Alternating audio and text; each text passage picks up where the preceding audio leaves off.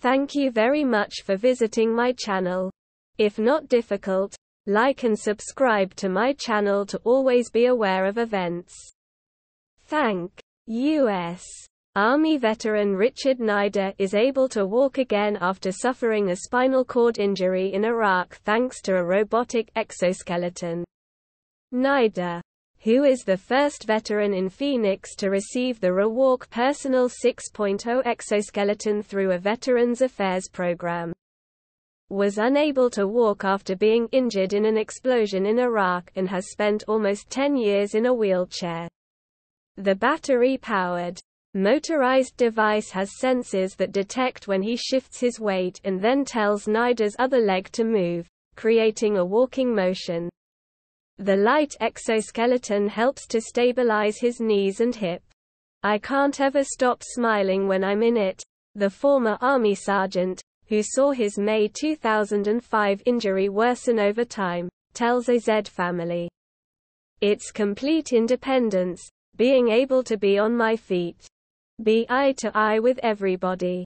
The battery-powered system from ReWalk Robotics features a light, wearable exoskeleton. There are motors at the hip and keen joints and a battery pack worn on a person's back. The device has sensors to detect changes in a person's center of gravity. It then prompts the person to take a step and move the opposite leg. The device received FDA approval about 8 years ago. The company, with offices in Israel, Germany and the US, works with Veterans Affairs to provide the machine on a trial basis once that trial has been completed.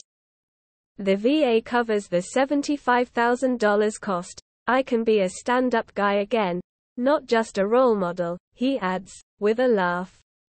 Nider, 43, says that when he first ended up in a wheelchair, he was depressed and angry, and would see someone walking and want to yell at them.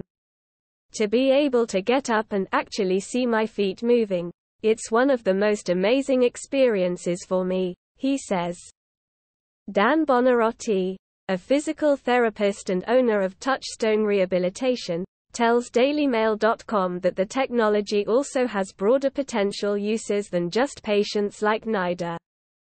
It can be used for someone who is completely paralyzed but can also be used by people who have some ability to walk but have difficulty, he says. It's almost a bigger purpose for the second reason. That expands it people with stroke and incomplete spinal cord injury. The technology behind the ReWalk has been in development for many years and received FDA approval about 8 years ago. The groundbreaking device costs $75,000, but the VA has been trialing it since 2015 so that people can be trained and take it home for a short rental period, logging their experience with it, to make sure they're using it properly. To be able to offer something that can literally get them walking at a functional capability, the first of its kind, he says. According to Bonarotti, it takes 28 sessions over about 2.5 months for a patient to be fully trained to use the exoskeleton. For his part, Nider is planning to take the ReWalk in his sidecar for next year's bike ride to Sturgis, Michigan with fellow combat veterans. I'll have legs and be able to walk with everybody instead of rolling with everybody, he tells AZ Family.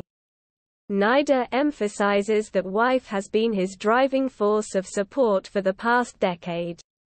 He lives with his wife, Kerry, in a home in the valley. It's more than freedom. It's complete independence, being able to be on my feet, to be eye to everybody, he explains. The biggest disability is not my inability to walk, but the way I was looking at things. It was the mental side of it. Once I figured that out, I was able to just start moving forward and realize I can do everything everybody else is doing. I just do it a little bit differently. If you liked the video, please like and subscribe to my channel to stay up to date. Peace for everyone.